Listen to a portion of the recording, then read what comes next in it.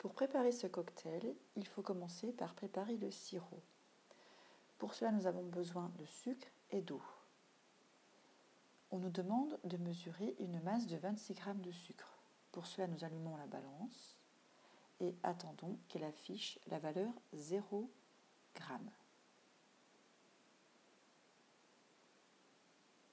Ce qui est bien le cas ici, puisque nous voyons la valeur 0 et le petit g qui est le symbole de l'unité gramme.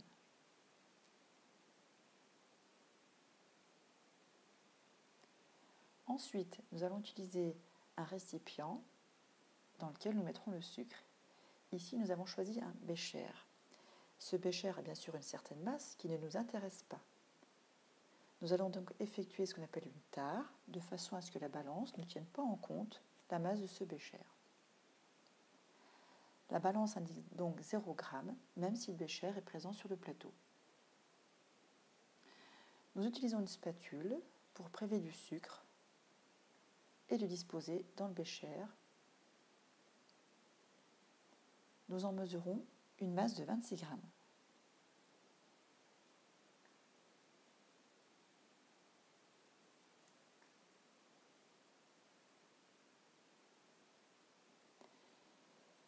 À l'aide de cette balance, nous avons donc mesuré une masse de 26 g de sucre. Il nous faut ajouter maintenant l'eau. Sachant que l'on souhaite obtenir 45 g de sirop, il faut donc ajouter 19 g d'eau.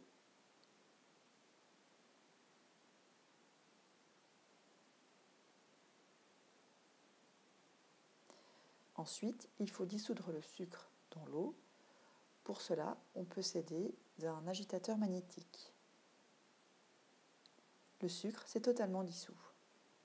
Le sirop est prêt. On colore ce sirop à l'aide d'un colorant alimentaire vert.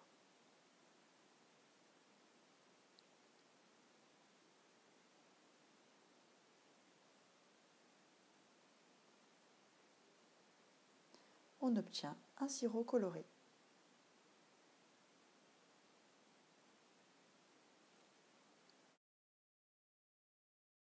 On nous demande de verser un volume de 21 ml de ce sirop. Pour cela, nous allons utiliser une éprouvette graduée. Mais avant de l'utiliser, il faut d'abord comprendre comment elle est graduée. Effectivement, si on observe une éprouvette graduée, comme celle-ci, on s'aperçoit qu'il y a des graduations pour lesquelles on a une valeur correspondante, comme ici 20 ml, 30 ml, mais également d'autres graduations pour lesquelles il n'y a pas de valeur correspondante.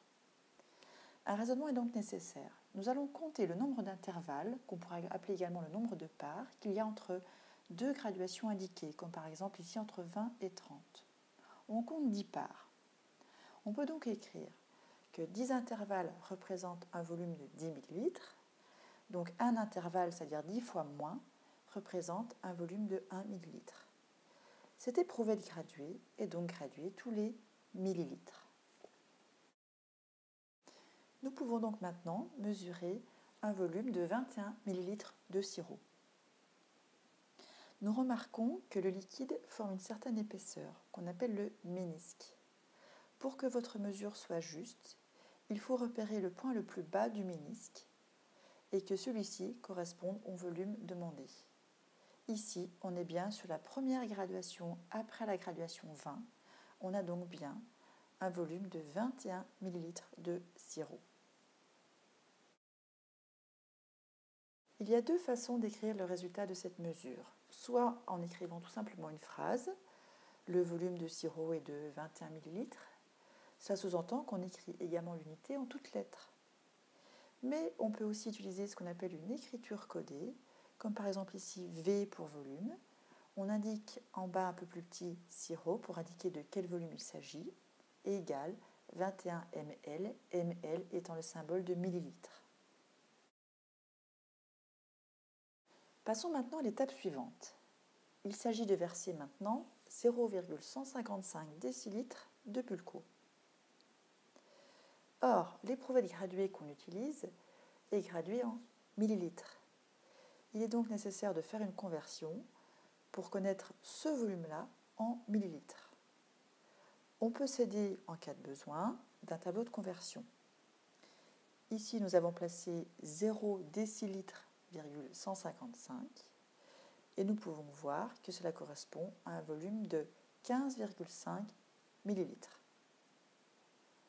Nous pouvons donc utiliser l'éprouvette graduée pour mesurer ce volume. L'éprouvette graduée est différente de la précédente. Il faut donc à nouveau comprendre comment est graduée celle-ci avant d'effectuer la mesure. De la même manière que tout à l'heure, on repère deux graduations pour lesquelles on a une valeur indiquée, comme par exemple ici 15 et 20, ou bien 20 et 25. On compte le nombre d'intervalles qu'on appelle également le nombre de parts. On en compte toujours 10. On peut donc y écrire que 10 intervalles représentent un volume de 5 ml. Donc un intervalle, c'est-à-dire 10 fois moins, représente un volume 10 fois plus petit, c'est-à-dire 5 divisé par 10, donc 0,5 ml. Cette éprouvette graduée est bien différente de la précédente, puisque celle-ci est graduée tous les 0,5 ml.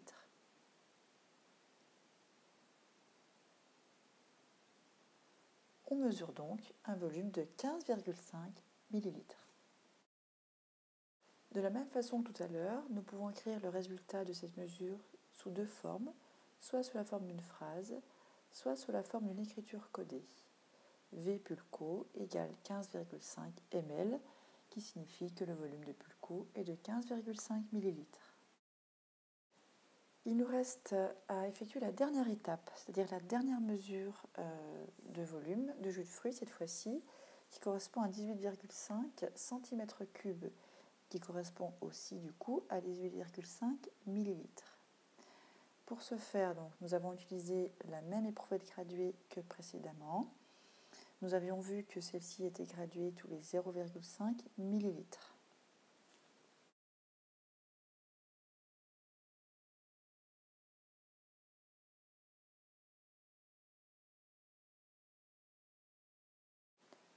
Comme précédemment, bien faire attention à placer son œil au niveau du bas du ménisque pour effectuer une mesure correcte.